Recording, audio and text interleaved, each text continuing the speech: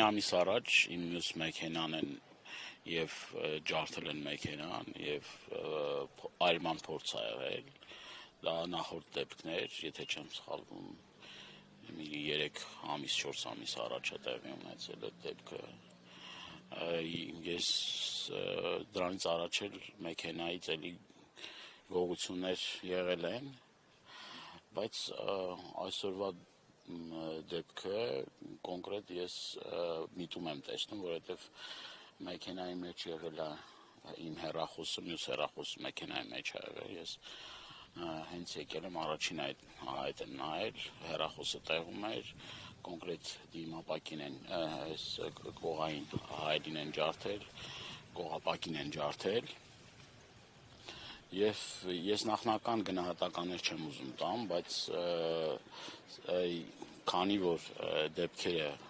հետեւյալ կերպ են զարգացել, նախ առաջինի մեքենան այրելու դեպքը, հիմա էլ արդեն կոնկրետ ջարդելու դեպքը, դա թույլ է տալիս ինձ որոշակի ենթադրություններ անել, որ սա կապված է նաեւ իմ քաղաքական գործունեության հետ։ Այսինքն, եթե նախորդ դեպքը չի բացահայտվում, մինչև հիմա չկան մեղավորներ, չկան այն մարդիկ հայտնաբերված, որոնք որ այդ դեպքը կատարել են, եւ հիմա էլ համոզված են, որ որևէ մի կերպ մեղավորները չեն պատժվելու, որովհետեւ բազմաթիվ, կրկնում եմ, նման դեպքեր ա տեղի ունեցել իմ հետ, արդեն հաշիվը կորցրել եմ, քանի անգամ նմանատիպ կամ գողություն, կամ վնաս տալու, կամ ինչ-որ ինձ մեսիջներ փոխանցելու դեպքեր։ Եվ հիմա ես սա այսպես չեմ թողելու, մեղավորները անպայման պիտի պատժվեն, եթե իրենք չեն կարողանում գտնել այդ հանցագործներին, ուրեմն ստիպված մենք ենք այդ գործով զբաղվելու, այսինքն կան այստեղ բազմաթիվ տեսախցիկներ կան, տեսնում եք, այս նորակառույց շենքի վրա էլ կան տեսախցիկներ, շենքի վրա էլ կան տեսախցիկներ, այս տարածքը առնվազն 10 տեսախցիկ կա, անցած դեպքի ժամանակ էլ այդ տեսախցիկները եղել են, ուրիշ տեղեր են, որ արվել եղել են, այսինքն եթե ուզենան գտնեն, կգտնեն, եթե չեն ուզում գտնեն, կարան 1000 մի հատ պատճառ բռնեն չգտնելու, այսինքն սա ինչ է, բեսպրիձել է,